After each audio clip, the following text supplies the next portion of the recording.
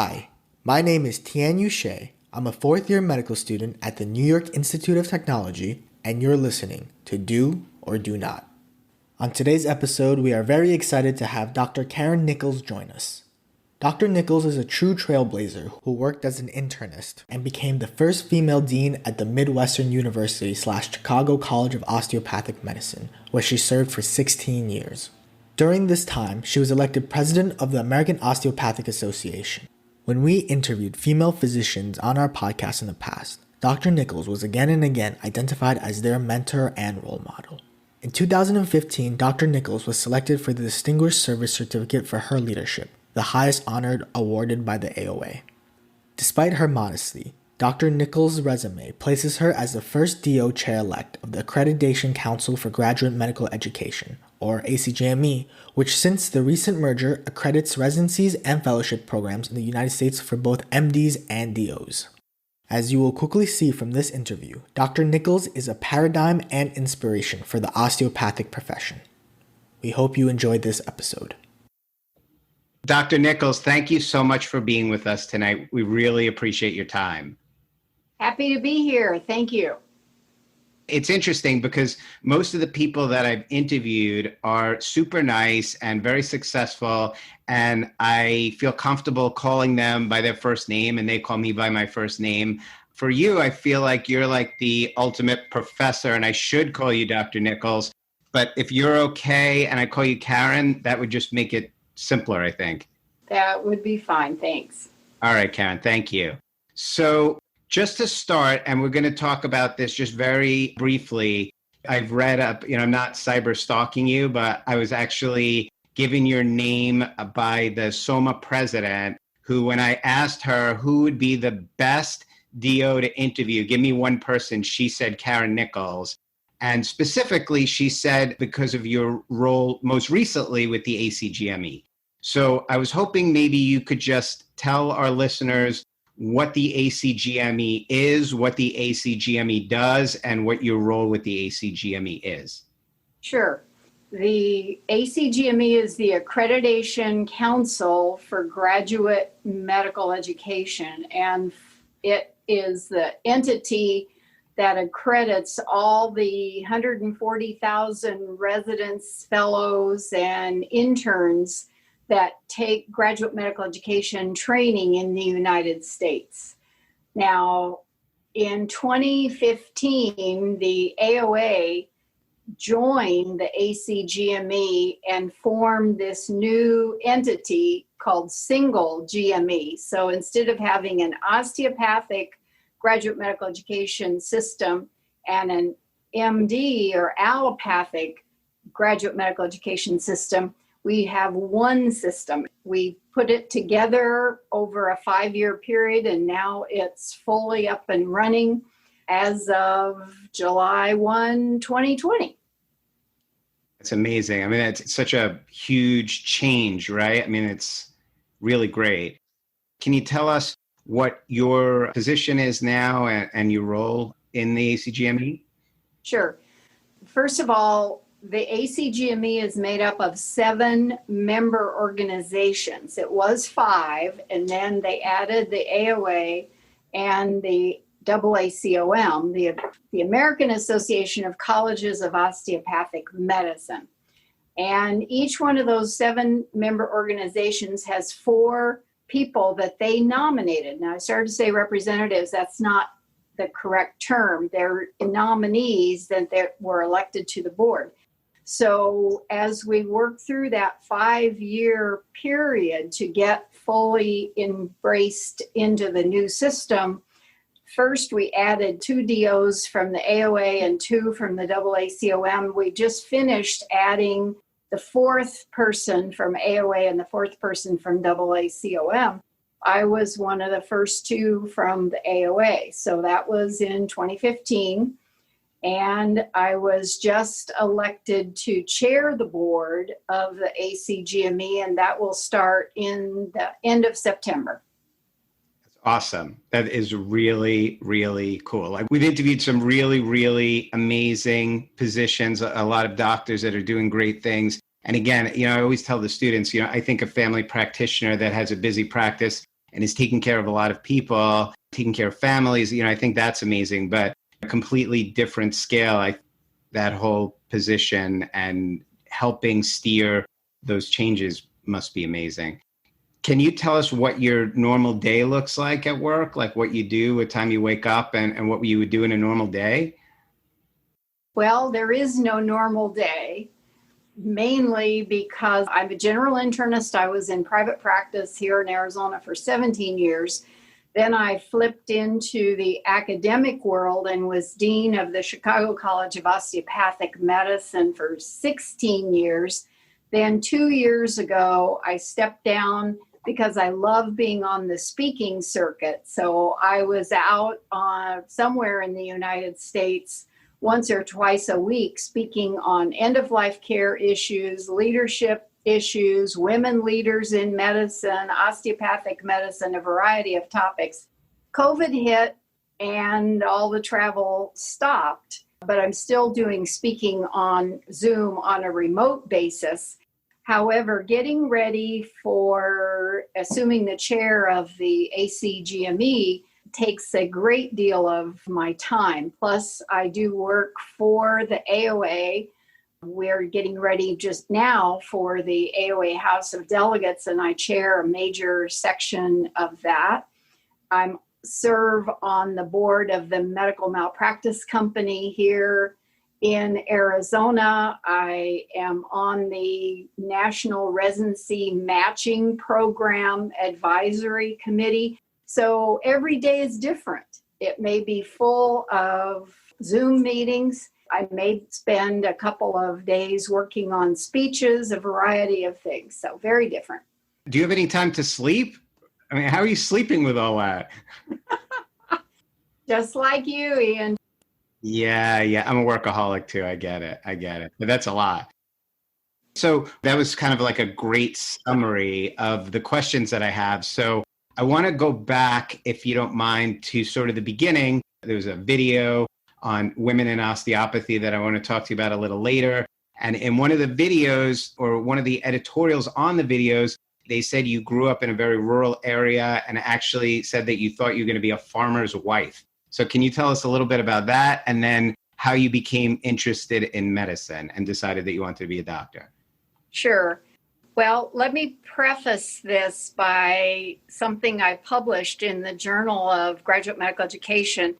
And it speaks to the fact, if you've ever been in a fog, a really dense fog, you understand that you can only see about 2 feet around you. You have to move, so you walk forward a couple of feet, and all of a sudden you see things that were there. They were just in the fog. Let's say you're walking down a sidewalk in a town, and once you get 2 feet further in the fog, you see this side street going off, and you didn't know that the side street was there because you were in the fog. And once you got forward a little bit, you realized, that's a side street. I'm really interested in that side street. I never had any idea there was a side street there, but it was always there.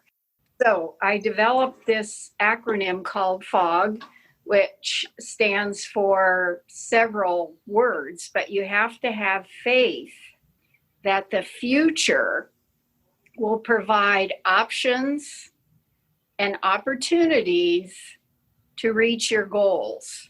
You have to have faith that the future will provide options and opportunities to reach your goals.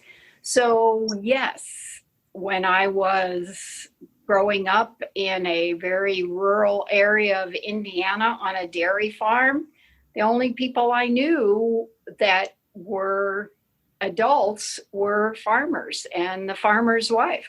My parents moved to Arizona when I was 12, and all of a sudden I went from 22 people in my class in school to over 750 in my class. And I all of a sudden realized there were a whole lot of other options out there. Fast forward, I went to Arizona State and got my degree in medical technology because someone had recommended that. I took a job at Phoenix General Hospital in the lab, which was an osteopathic hospital. First I ever knew of that word, or that there was another degree that you could get to become a physician in practice in the United States. And I was 21, and there were 60 employees in the lab. It was a 250-bed hospital, very busy lab. And the pathologist, after 3 months, came and said, we're going to make an adjustment in the administration. We want you to be the interim chief of the lab. I was 21 years old. I was supervising people 3 times my age that had been my supervisors. He said, well, we'll just do this on an interim basis. 7 years later, they never did look for anybody. And 5 years into that 7-year stretch in the lab, the pathologist took me aside and he said, if there was ever anybody that I would talk to about going to medical school, it would be you. And I went home and I talked to my husband, and yeah, he thought that would be a great idea. It took 2 years because I didn't have the prerequisites. I hadn't taken the MCAT. I had never applied. And I was accepted at Chicago and Kansas City and went to DO school. Never an inkling that I was going to become a physician. It just was not on my radar screen. It was in the fog. And then I finished my residency in internal medicine in Tulsa. My husband and I thought that we would be accepting a practice opportunity in Texas. And one day, one of the residents who graduated a year ahead of me and called in March, and he said his partner was leaving town and would I want to come back to Arizona and practice? Never thought there was any possibility that that would open up. And then I thought I was going to be in practice for the rest of my career. I loved practice. I loved being an internist. Eventually, the Arizona College of Osteopathic Medicine came to town, and I went out and talked to the dean, Dean Cole, and said if he needed anybody to do any teaching of students, they could come over and do that. And in a couple months, he called and said, would you like to be the chair of internal medicine? And I said, sure. What does the chair of internal medicine do? And I had to find rotation spots and set up the lectures. And a couple of years later, the president of the university called me in. And she said, I hope you're ready to accept a position because I'm ready to offer you a job. And I knew that the dean at Arizona would be thinking about stepping down. He'd been there for 11 years. She said, no, it's the dean in Chicago. Oh, okay. And I came to Chicago to be the dean of the Chicago College of Osteopathic Medicine. I didn't know anything about being a dean. Luckily, she got me a coach, and luckily the faculty was very solid, and they held things together until I finally figured out what a dean does. And 16 years later, I ended up back giving talks, back living in Arizona. And in that period of time, 5 years ago, who ever thought that we would be involved in a single graduate medical education system? Who thought that I was on the committee to pick out who the new DOs would be? And the chair of the committee said, we want you to step off of the committee. I thought, well, that's kind of rude. And he said, no, just trust me. We want you to step off of the committee. Because they nominated me to be on the ACGME board. And then I got elected chair. So Karen, the whole story is just spectacular. I always like to kind of go back to things that other doctors have said and kind of apply. So we interviewed a few months ago a doctor who is also very successful in organized medicine. And his story parallels yours in so many ways, in that he sort of made it sound like it was so easy and linear, and people just asked him to do this. And his statement, which I loved, and I don't know that the analogy is great, but I thought it was so funny. He said his life was kind of like Forrest Gump. Like they just sent him a letter like, hey, Karen, hey, Dr. Nichols, do you want to be dean at one of the biggest osteopathic schools in the country? We know you never did this before, but what do you think? Like, we don't have anybody else to fill the spot. And I really, again, with all love, I think just speaking to you for a few hours, you're amazing. And there's more to the story than that. So what would you say to that comment? So is it, obviously people are asking you to do things. You're always saying yes. You have a busy practice and you're very involved. So would you say that, again, and I totally appreciate the fact that you're so humble, but you were really working hard through all of this and being involved. Is that right? Certainly that's true. And I love the Forrest Gump analogy. It wasn't quite that easy. But the point is, it's really back to the fog point. I have asked over the years a number of people, and I'll get back to your point, but a number of people that I've watched function in different roles. And then I've contacted them and said, there's another job over here, or another thing to do, very different than what you're doing and very different than where you are. But I think you've got the right stuff to do it. And I can't tell you how many times people will say, no, I haven't really thought about that. No. And then a couple weeks later, they call me back and say, remember what you were saying about that job? Because it's so easy when you're in the fog to think this is going to be what I'm going to do all the rest of my life. I tell people it's really important to consider that there may be other options out there. I tell people, though, there are two P's involved here. It's important not to plan and lay out exactly what you're going to do, but it is also very important to prepare. And you don't know what things you're doing now that will prepare you for a future. For example, when I was chief of the lab and a medical technologist back at Phoenix General, an opportunity came up to get a master's degree in management with a specialty in healthcare administration. And it was a nights and weekends kind of thing. And I did that thinking I was going to be a hospital administrator. That was the intent of that training. But it was general leadership as well. When I got done with that master's, I knew I couldn't stand being a hospital administrator. My view was all they ever did was have people complain to them, because you couldn't keep the doctors happy, the nurses happy, the insurance companies happy, the state licensing happy, the patients happy. It was impossible. But I put all that information away.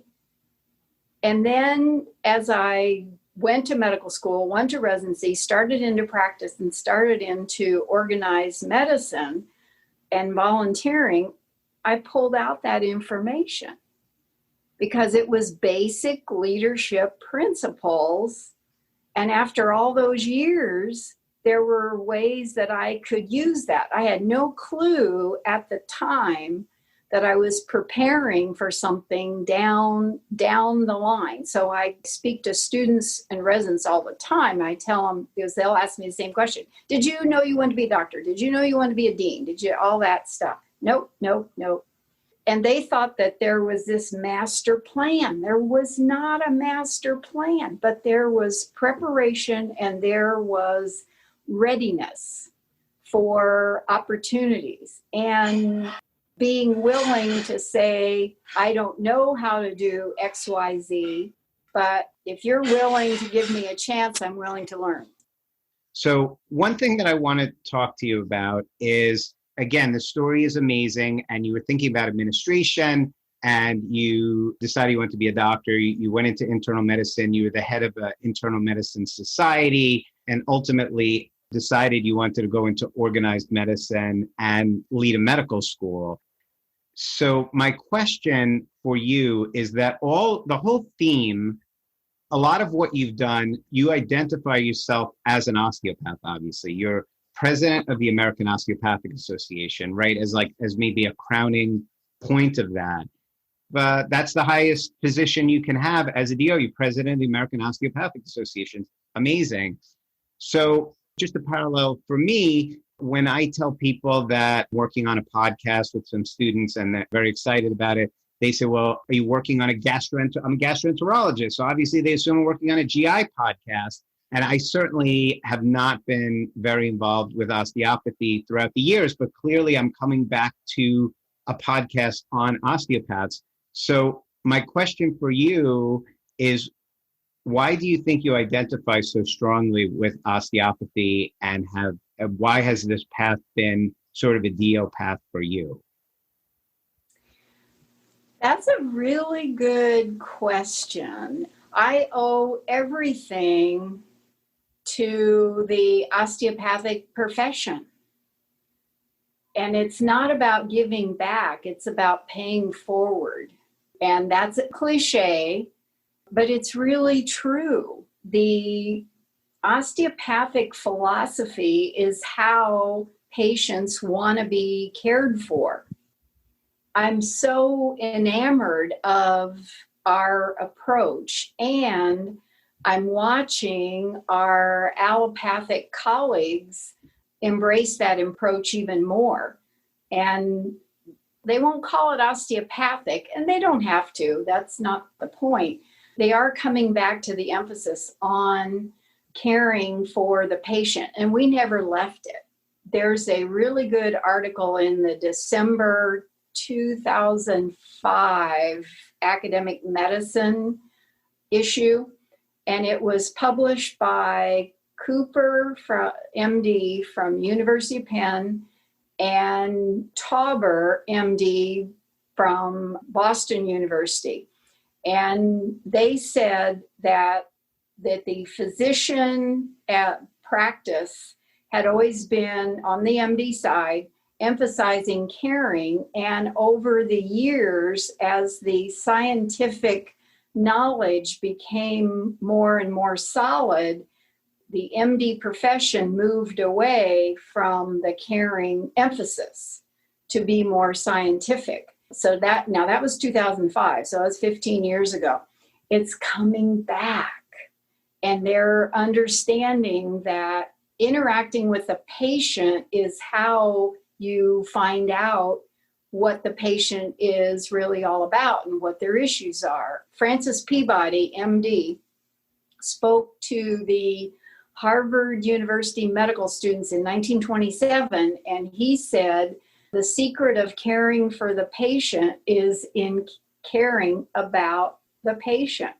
And that is coming back. There are more and more articles, there are more and more presentations emphasizing the caring nature of the physician that is equally important as a scientific basis. Not more important, but not less important.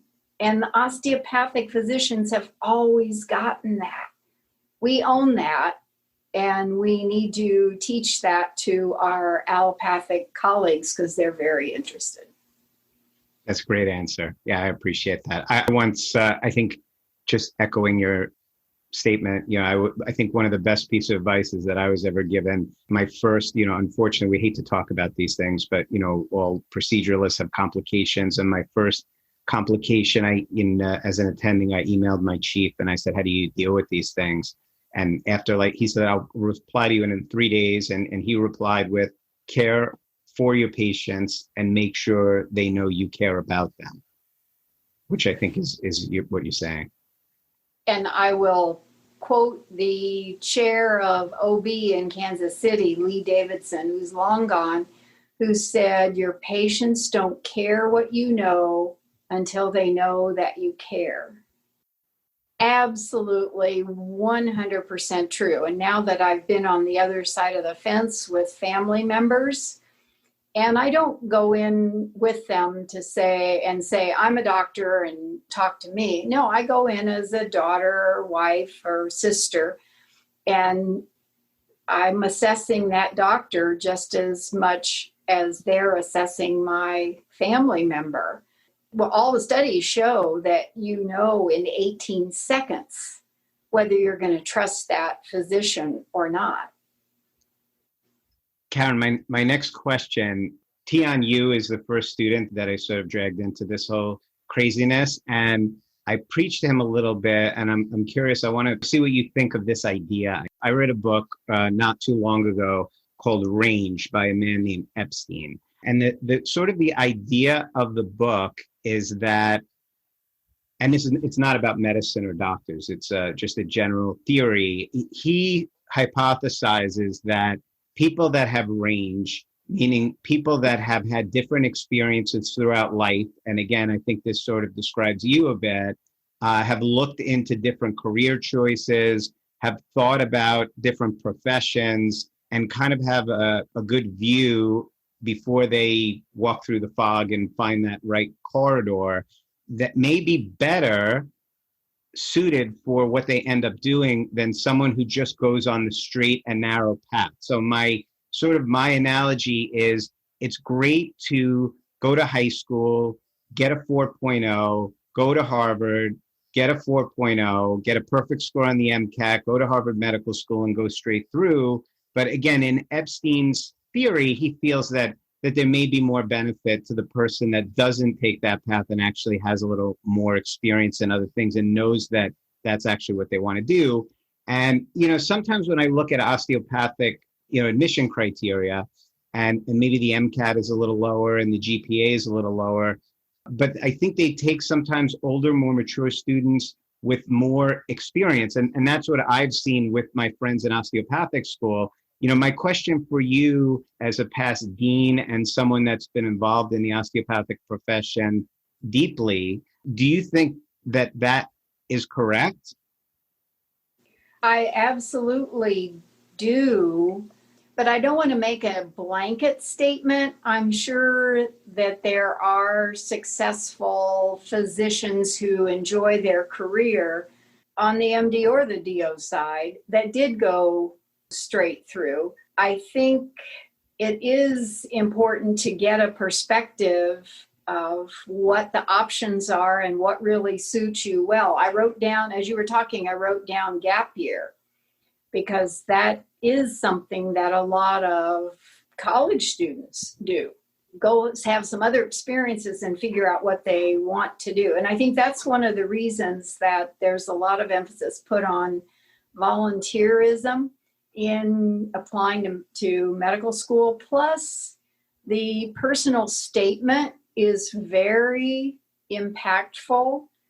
And when I was reading personal statements, getting that gut-wrenching story of something that happened in a medical setting with a family member or the person themselves, or in a volunteer setting, let you know that they really did understand why this was such a good decision for them, as opposed to, and I think what you're saying is, blinders on, this is what I'm supposed to do, this is what I'm expected to do, and never really developing, having an opportunity to develop the passion that this is really the best choice. Am I kind of going what you were thinking? Yeah, that's a perfect answer, and I appreciate it.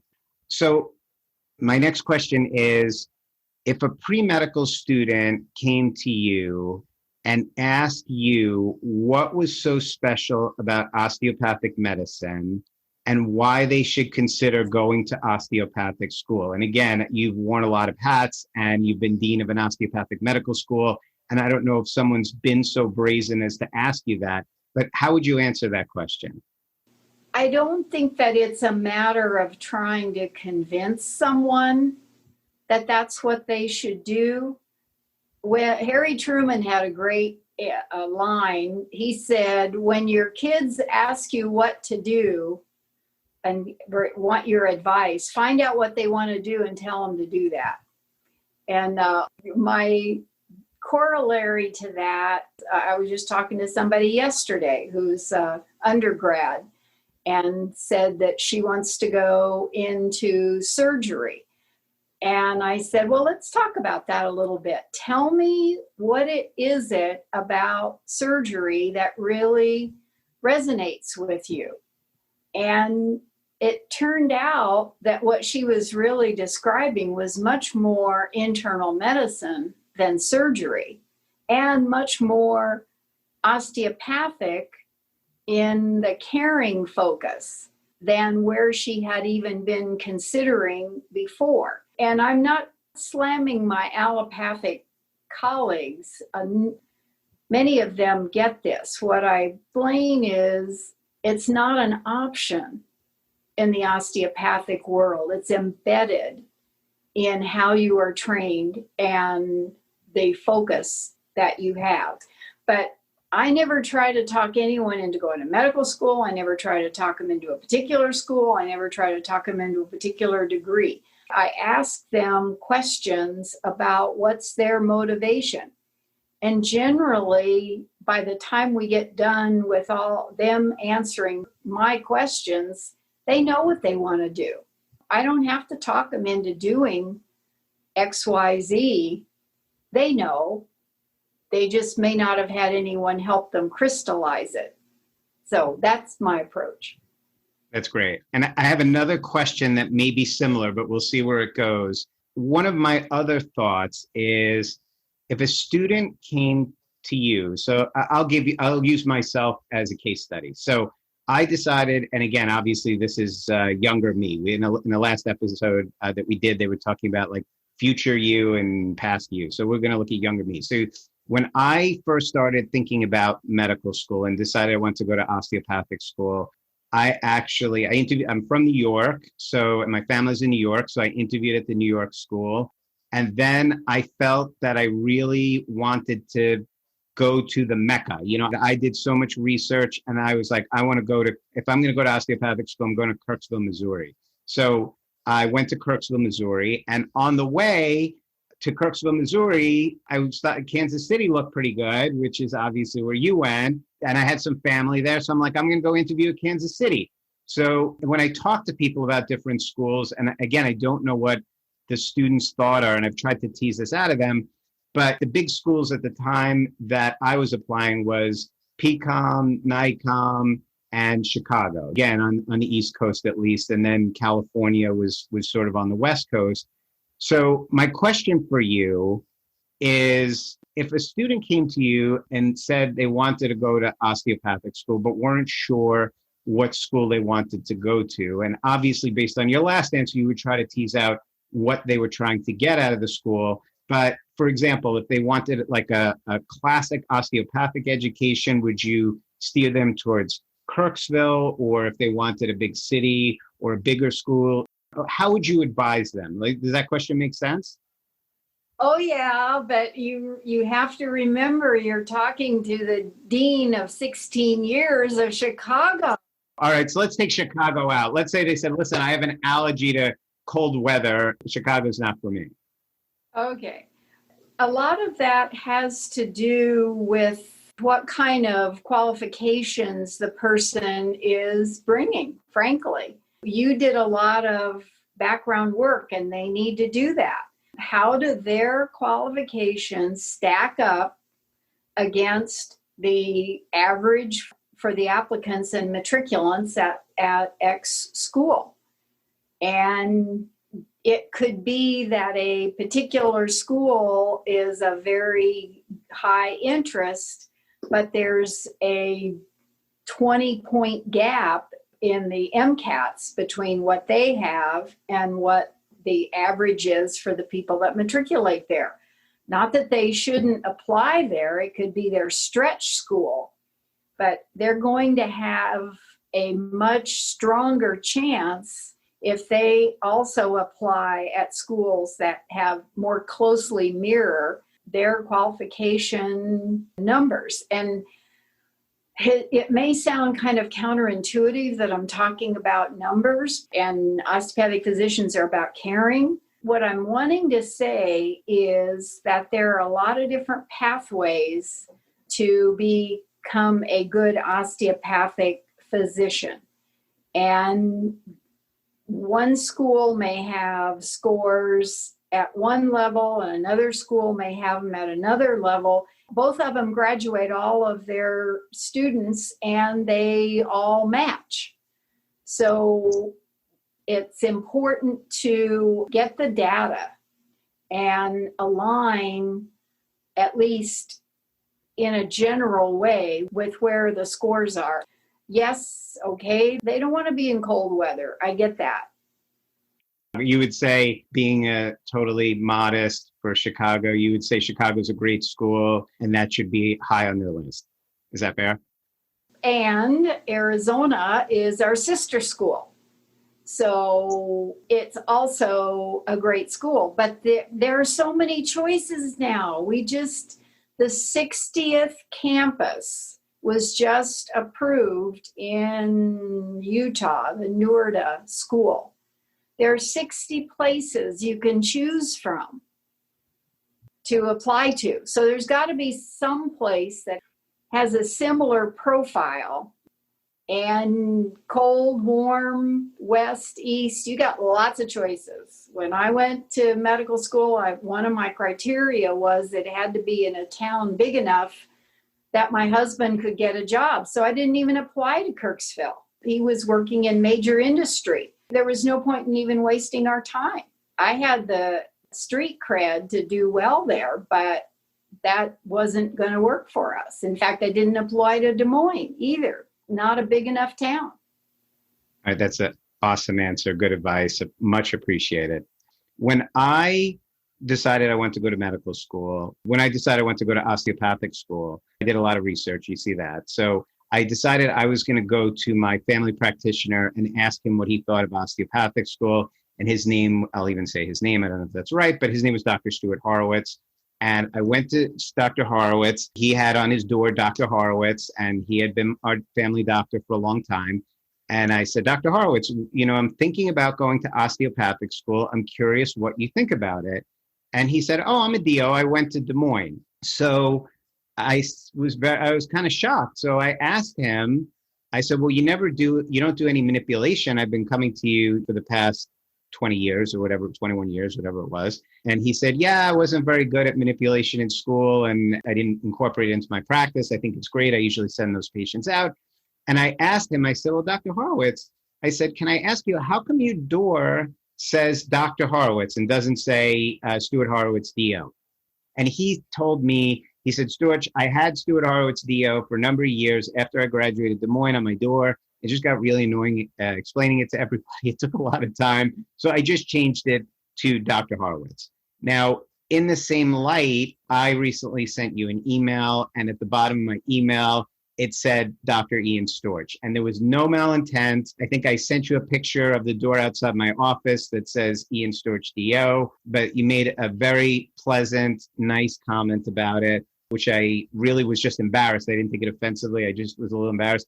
Do you think it's very important that osteopathic physicians display their letters on their signature, on their door, on their letterhead? And do you think it's wrong if they put doctor in front of their name?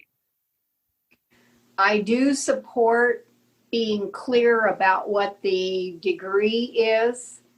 I don't think it's wrong. That's not my place to make that kind of a statement. The thing is, there are really two pieces here. First of all, there are 25% of all the people who are in medical school in the United States right now are in DO schools. So it's a much different situation than even 10 years ago, that people are more and more aware of what the degree is. However, there's still a lot of confusion about it and misinformation, which is being, frankly, perpetuated on the social media in the last several months. Two prominent individuals, I won't get real specific, but a policy wonk that is well known, but he's very politically engaged. Both made comments about why are there so many DOs around now? Why is there a DO in the White House? Why don't we have real doctors? And we're never going to change that opinion if all of the people who are DOs don't continue to make that clear. That the chief medical officer of NASA is a DO. There's been a DO that was a Surgeon General of the Army. There's a long list of highly accomplished and noted people who are DOs, but it's still not well known. On the other piece is there are a lot of other people who are calling themselves doctor that are not physicians. And I'm not saying they don't deserve it. Doctor of nurse practice, doctor occupational therapy, doctor, PharmD that's a doctor. Most everybody is looking to obtain a doctoral level degree, and they're all calling themselves doctor. I'll tell you a funny thing. I was in a bookstore back in the olden days when we could actually go into bookstores 6 months ago. I was looking on an aisle of some medical related books, and two ladies picked up a book, and one of them said, "Oh, I heard about this. It's written by Dr. So-and-so, but he doesn't say he's an MD." She says, "Oh, well, then that means he's a chiropractor." Well, actually, I knew him, and he's a DO, but he didn't put DO on the book. And they decided if you don't put, and again, I'm not casting aspersions, the assumption of two women in a totally unrelated setting was if they used the term doctor, they weren't real doctors and as their only identification. And that's so not true. And we need to be distinguished from people who are allowed to use the term doctor because they have received a doctoral degree, but they're not physicians. That's exploding. Yeah, no, that's amazing. I think that answers the question, period. So just to talk to you about being a woman in medicine and being a woman in osteopathy, I mentioned at the beginning of the interview that there's this very nice 1 hour public broadcast, I believe, video. It's really about women in medicine, but it's specifically women in osteopathy. And it's great, and you're featured in it. I read that you were the first woman osteopathic AOA president, many other accolades. Can you just talk a little bit to our listeners about maybe the difficulties of being a woman in medicine and the benefits and the things that have been great about your career being a woman in medicine? Well, first of all, I consider it a huge advantage because I can relate to my patients in ways that my male counterparts cannot. And I told you I was in private practice of internal medicine for 17 years, and I had two male partners for that whole time. We were residents together. We're still best friends. And I could hug all the women. I could hug all the men. And neither of those guys could do either of those things. And it made a huge connection. When I left the practice, they were a bit pinched by the fact that they couldn't hug anybody. Any patients didn't like that. And they're wonderful doctors. I go to them as our doctors.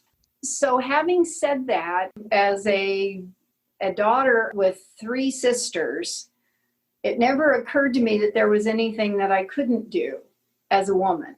That just never, ever came up. It wasn't in the family. It was never said. It was never implied, especially when the pathologist said, if there's anybody I would talk to about going to medical school, it would be you.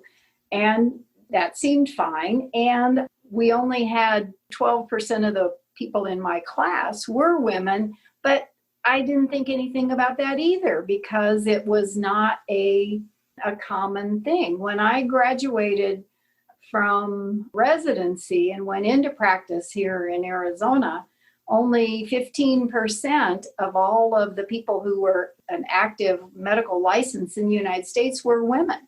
So we were an incredible minority. I came to practice at Mesa General Hospital, had about 180 some docs on staff. 2 were women. And then I came. And one of them was a pathologist and one of us an OB-GYN. So I was the internist. I was the first one who actually got consultations from the general population of all those male physicians. And it's very important to have role models and mentors, but it's also very important to have sponsors.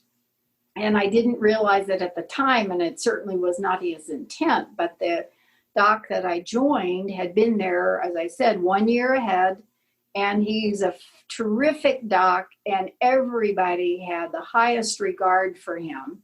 So when he brought me, he told everybody, I selected her, I invited her, I brought her on staff to be my partner, and he said, doesn't matter who you order to do the consult, we will alternate every other night and every other weekend.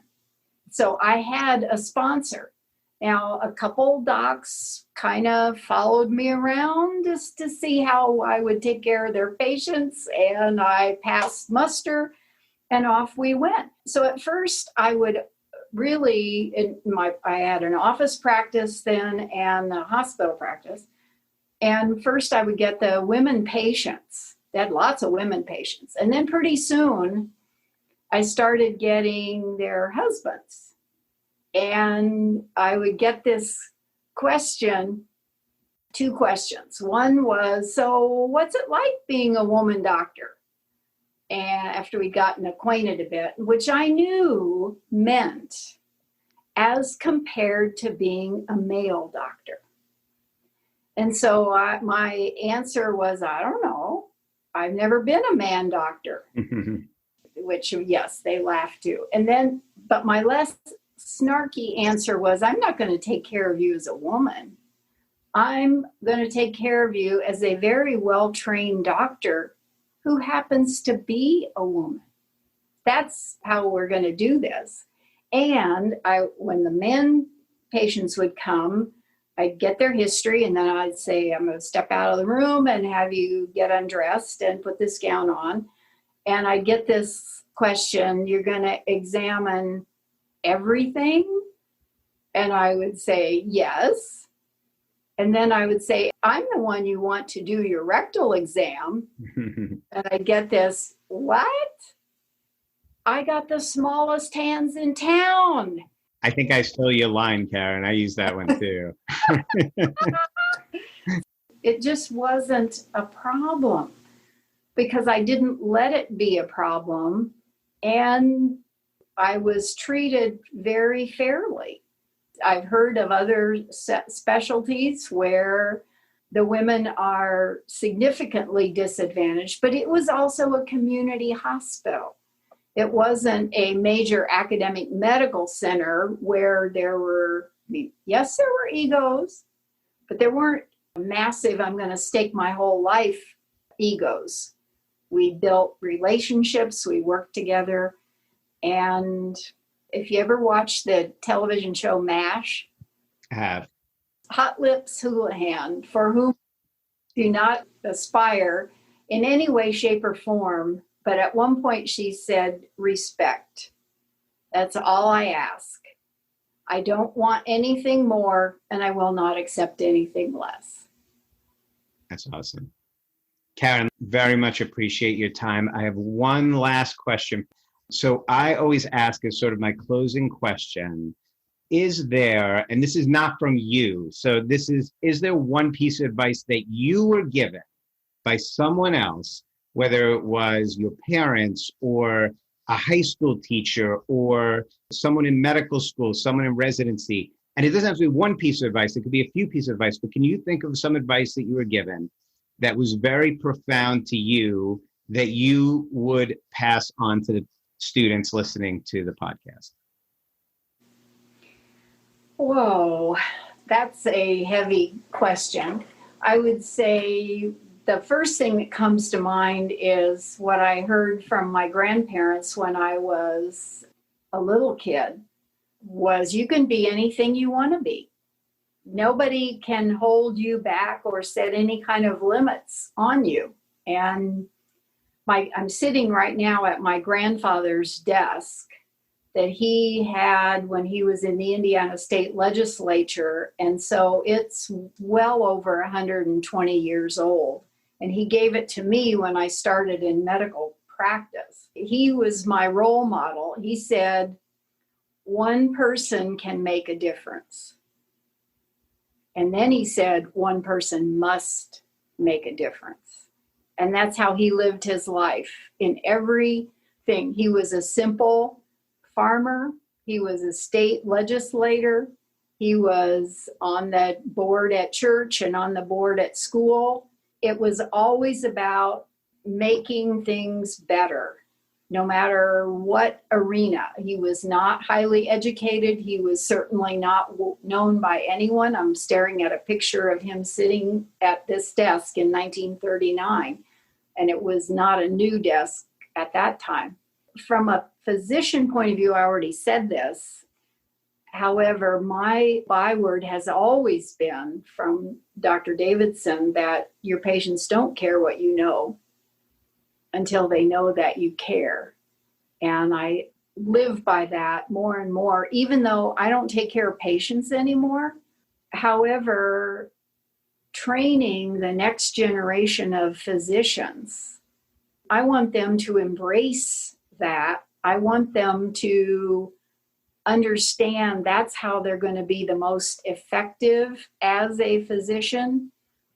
And in these days of COVID and everybody reassessing what they're doing and what's the right thing and how do they find meaning, caring for one another as one human being to another, that's it.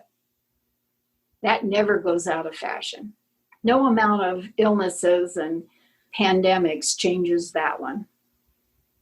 That's great, Karen. Again, thank you so much for your time.